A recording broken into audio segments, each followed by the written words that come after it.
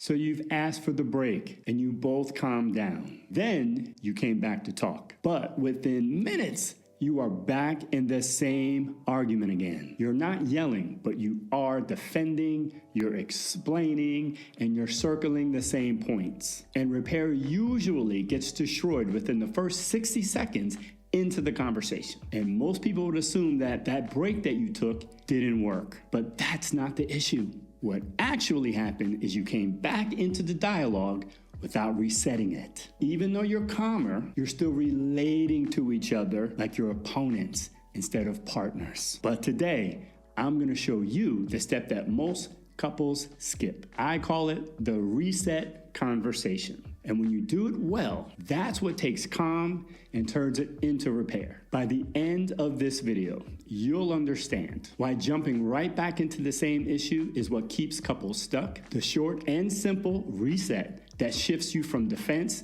to partnership, and what to say when you sit back down so you don't slip back into round number 2. And stick with me until the end of the video because I'm going to be sharing a very simple tool that you can use that catches flooding before it derails your conversations. And you are not going to want to miss it. This is video 3 in our repair series. In our last video, we talked about the importance of taking that nervous system regulation break when emotions are starting to get high. And that step absolutely matters. But calming down is only half of the work. See, most of us were never taught how to come back together in a way that actually supports repair. So let me use this analogy. You know how when you're on the interstate, right, they have an off-ramp, right? So you see your exit and you turn for the off-ramp. That's what we call taking a break. You're getting off and you're gonna cool down. It would make great sense that you would also have to on-ramp back into the conversation once you're cool-headed. Again, in the last video, we talked about the off-ramp process.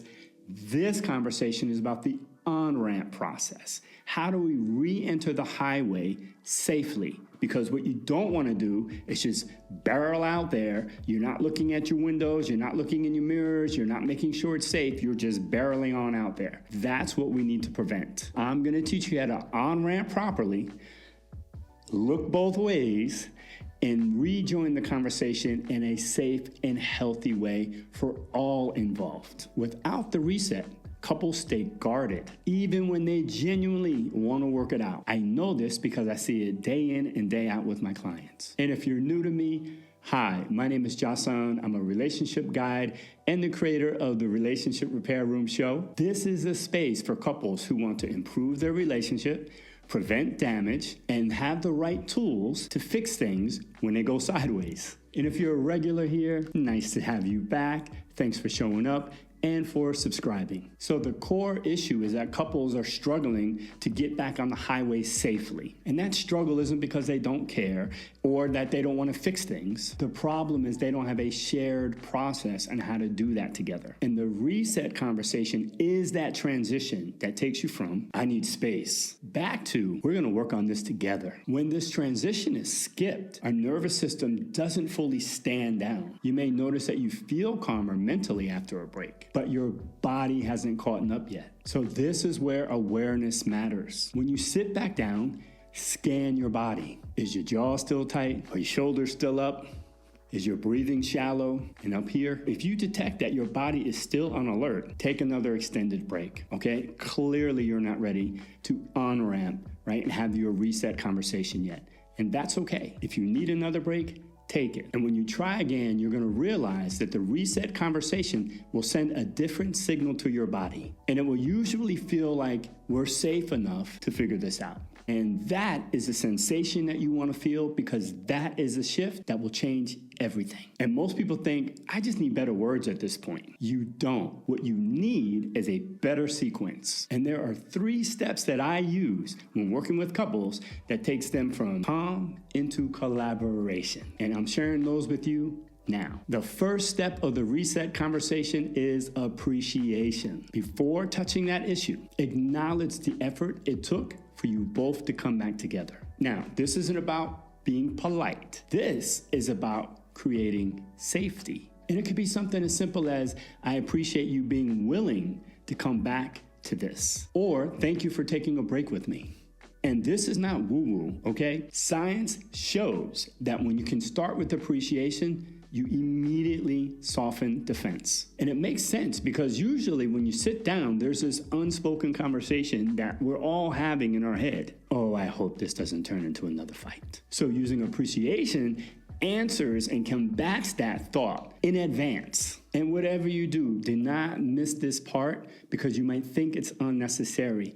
It really is backed by science and it is very effective. Step number 2, state your intention. Now, this is where you reset the frame for the conversation. Instead of jumping back into content, you're clarifying the purpose. And that might sound like, I'm not here to win. I genuinely want us to understand each other. Or, I care more about us than I do being right. I had a great mentor once, and he taught me this, and I'll never forget it. He's like, Jason, you can either be right or you can move the train forward, but you can't have both. In that moment, what I realized is a lot of the times it's just our ego that wants to be right.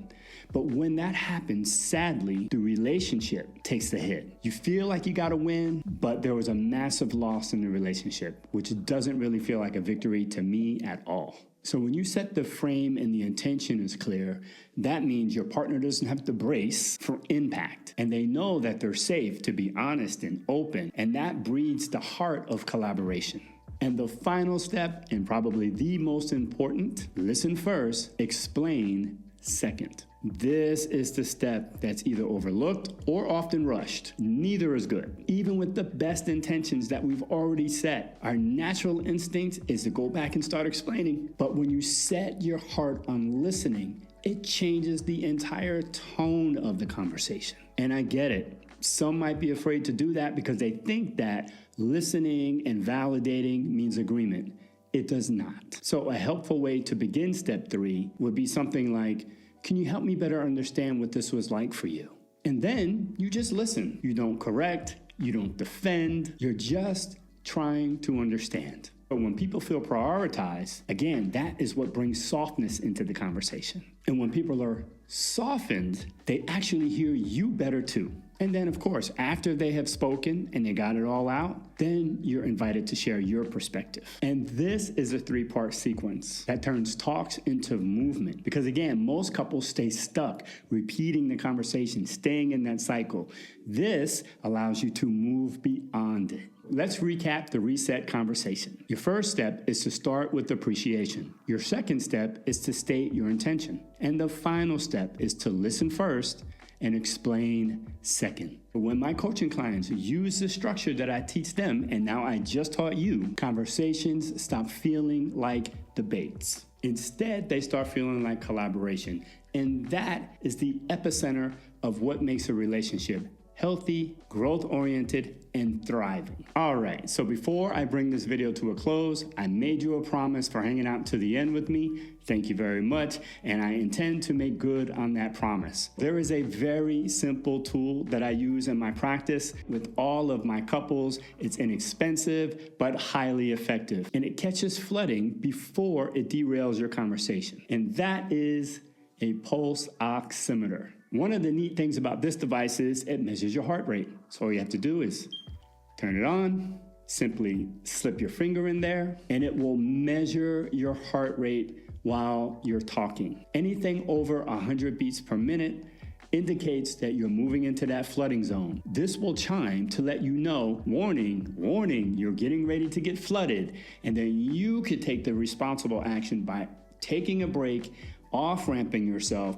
until you calm down. I highly suggest that both people wear these devices when they're in a dialogue conversation, especially if it's about an issue that you've been going back and forth on. Give this a try. You can get these very cheaply on Amazon. Highly recommend that you pick it up and watch how it transforms the way that you show up for conversations. All right, so I'm curious. Tell me in the comments below which one of the steps in the reset conversation feels the hardest for you right now. Is it starting with appreciation, or setting the intention, or listening first and speaking second? Emotionally skilled couples know how to hit that refresh button before they go into a repair conversation. And remember, what you don't repair, you repeat. In our next video, we're going to be talking about how to reconnect after the reset conversation ends so that the repair actually lasts. I'll see you there.